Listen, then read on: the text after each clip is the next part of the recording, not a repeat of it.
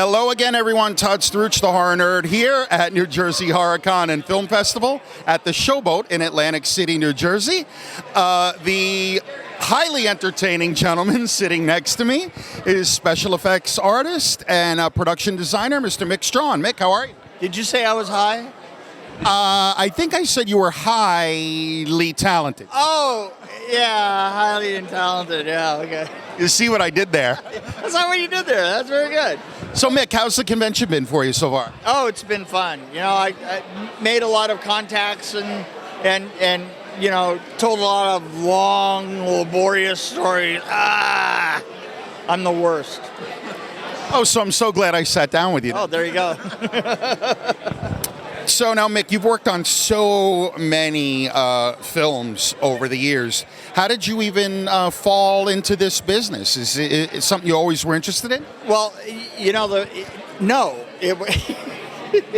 know, I was a little older than most people. My sister was a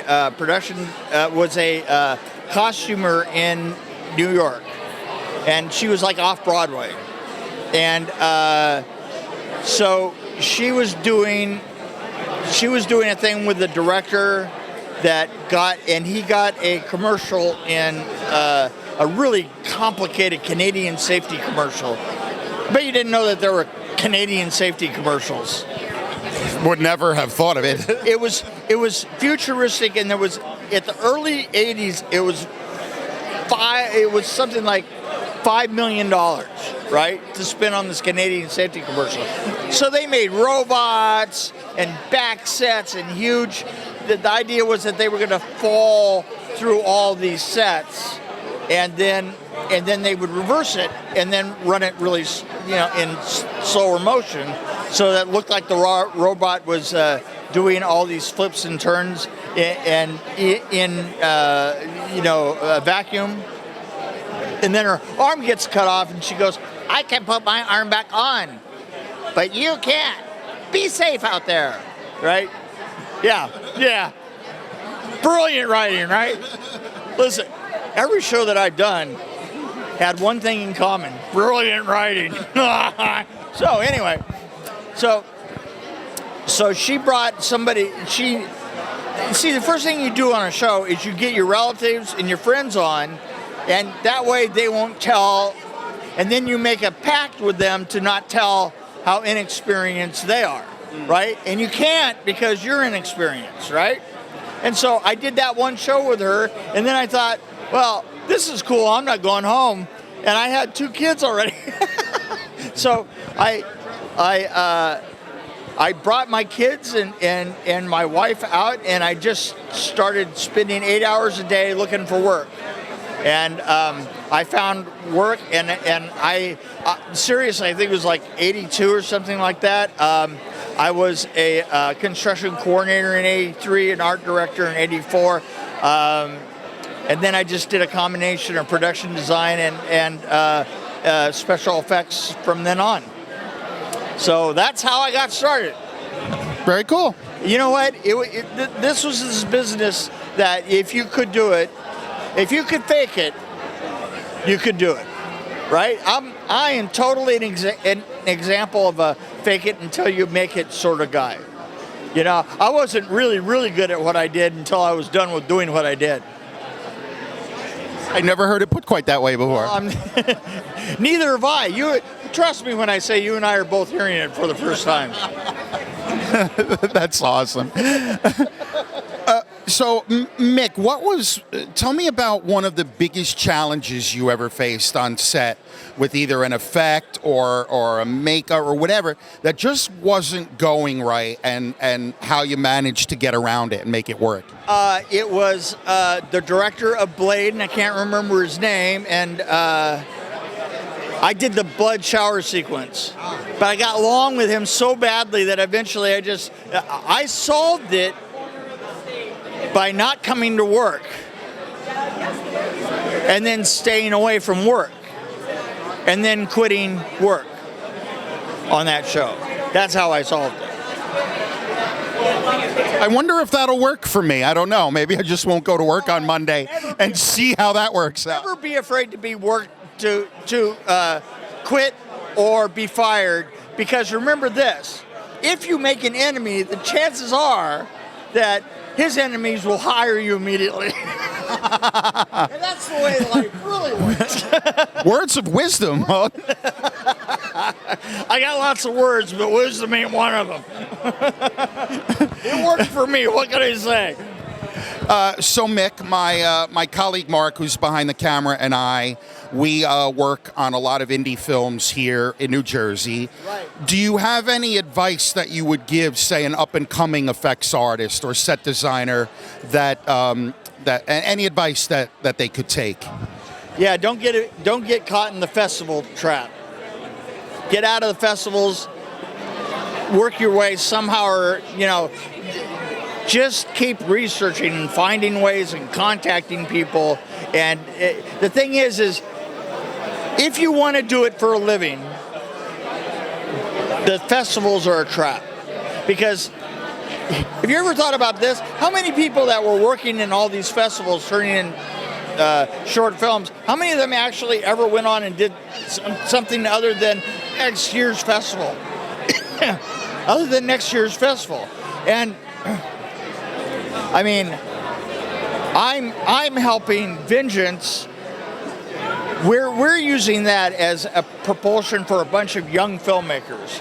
I was the only one that really had any experience other than C.J. Graham and Tommy McLaughlin, and we did Vengeance, and which was kind of like the first volunteer thing I've ever done. I mean, I've given blood. Voluntarily? I've given blood. So I'm just saying there's a lot of stuff out there that has to be made to go into the mill for all the studios that are opening up now. Like Disney is calling for work, and all these things are calling for work. And I know that everybody says, well, how do we do this? Go find out. I mean, somewhere out there is a connection to it, and find that connection and make a plan to go up. The festivals, I don't want to get down on them or anything, because really, if it's a hobby for you, awesome. I mean, you can judge your hobby kind of like at a pie baking contest. I mean, people at a country fair making pies, they aren't looking to be the next Sara Lee. They're looking to just win in their category, which is great. That's what the film festivals are for. But if you want to go on and be a professional, you got to work a little harder than that. Fair enough. Good stuff. So Mick, we've got your book behind the screens here. I wrote that book. Did you? All right. So why don't you tell the fans out there a little bit about it and where they can get it? Well, you can get it. You can come here. I always take my books with me to. I don't put it on Amazon or anything like that, because I kind of made them so I have something to bring to these cons. It's kind of a love story to Nightmare on Elm Street 4, and I'm writing one about 3 now. Just telling all the behind-the-scenes stories, and the way that I did it is, at first I thought, well, I could just tell my stories and stuff, but then the gaps in it and the lack of the completeness of the story made me go in and talk to 40 of the friends that I had from that film, and we all examined the film together. So, for instance, you've got Bob Shea, and you've got Lisa. You've got all the talent in here. I've got interviews with. You got an interview with Robert. You got an interview, but you also have interviews with like all the different special effects people and the props people and the people that were in the front office, and the set dressers and the carpenters. And I tried to get everybody so that the way that you're looking at stories, you're looking at all these different points of view on it. And it has one of the last interviews from John Buechler. Because he was writing it, I was writing it just as he was getting sick. And I didn't know. I mean, literally like a month and a half, 2 months later, he had died. And but that's what it is. It's kind of it's an homage to being there.